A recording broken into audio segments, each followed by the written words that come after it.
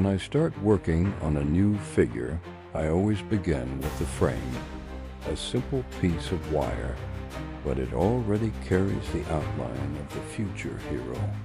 It may look fragile now, yet this is the skeleton that will hold the whole sculpture. Next comes the foil. It helps to shape the volume without making the figure too heavy. I press and twist it, imagining how the body will move, how the armor will rest on top. Every curve already tells a story.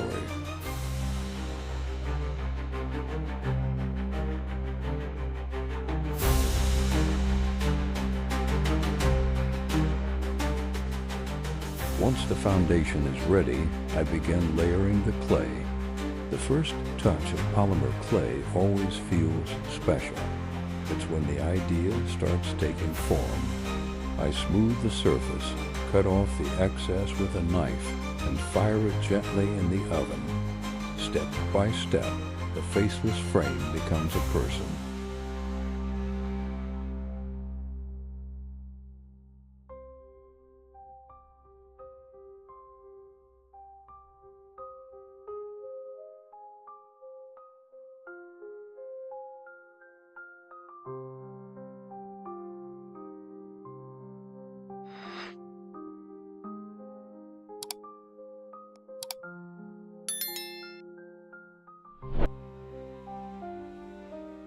Now I build the torso and limbs. I sculpt the legs, giving them weight and stance, as if the knight could take a step forward at any moment. The shoes come next, with laces and creases, small signs of wear, as if he's been walking through mud and battlefields. It's in these details that life appears.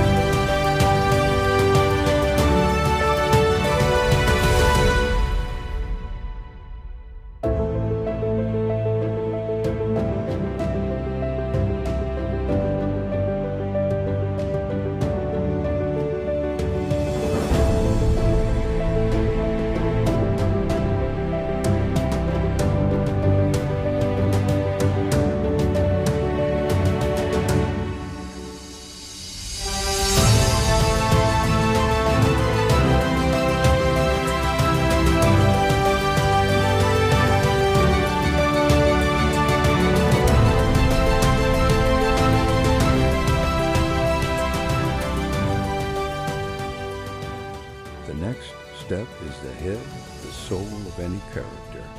I always take my time here. The smallest detail, a line around the lips, a fold near the eyes, can change the entire expression.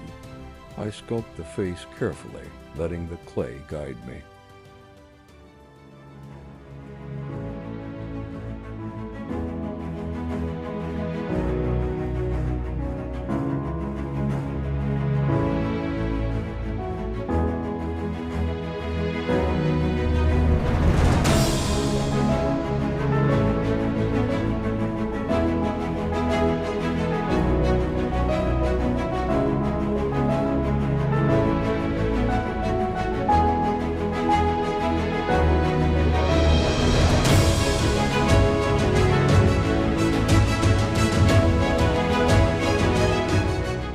Little by little, he begins to look back at me.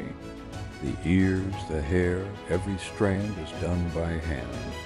It's quiet work, almost meditative.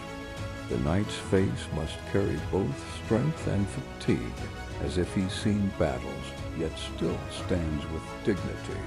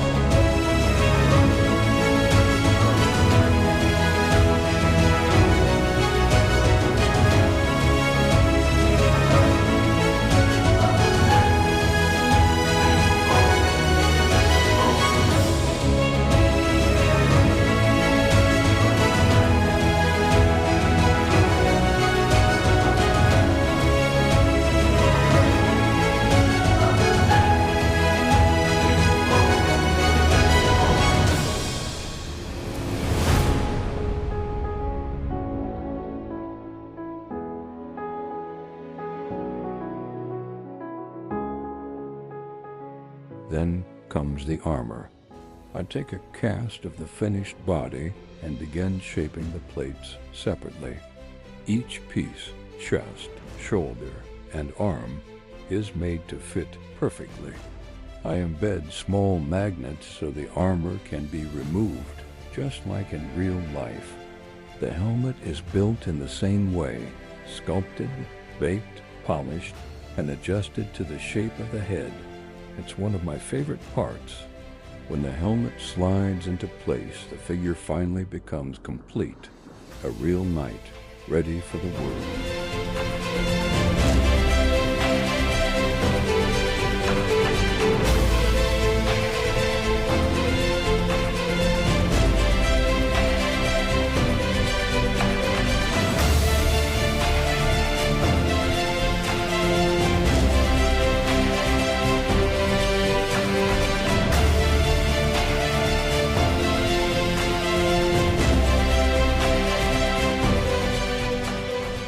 Now comes the most creative part, bringing him to life. I mix the paints, test the shades, and start adding depth.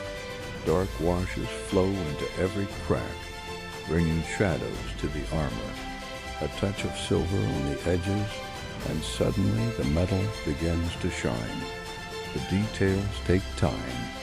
Straps, belts, tiny rivets, they all tell their own story. It's in these small things that the character becomes real.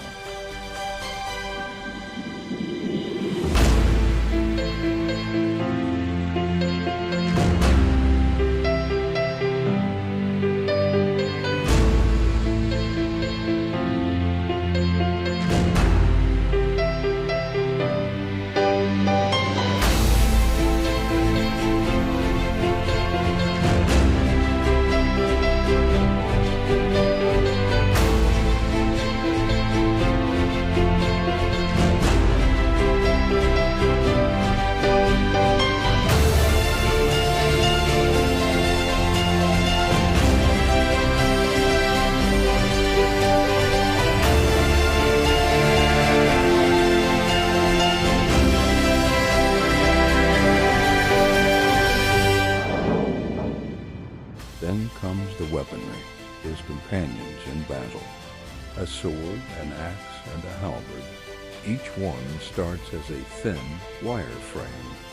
Layer by layer, I build their shape with clay, bake them, and finish with paint. They must look heavy, warm, and deadly. And the shield, that's the heart of the knight. It's made from thick cardboard, covered in clay, then painted by hand. I love this part, the colors, the patterns, the crest. It feels like giving him his identity.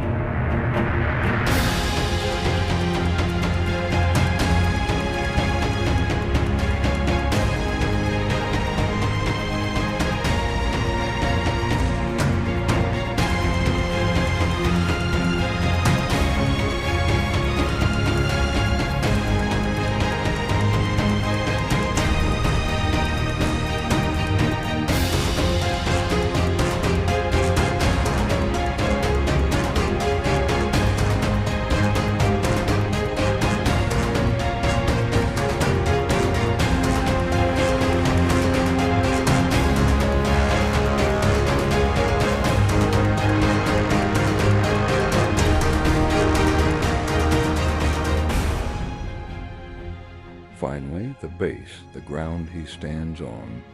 I glue torn pieces of cardboard to form rocks, then cover them with a thin layer of clay. After baking, I paint every stone in different shades to make it look alive. A bit of real moss, a few strokes with a dry brush, and the world around him is complete. When I place the knight on his base, there's a quiet moment. Everything fits.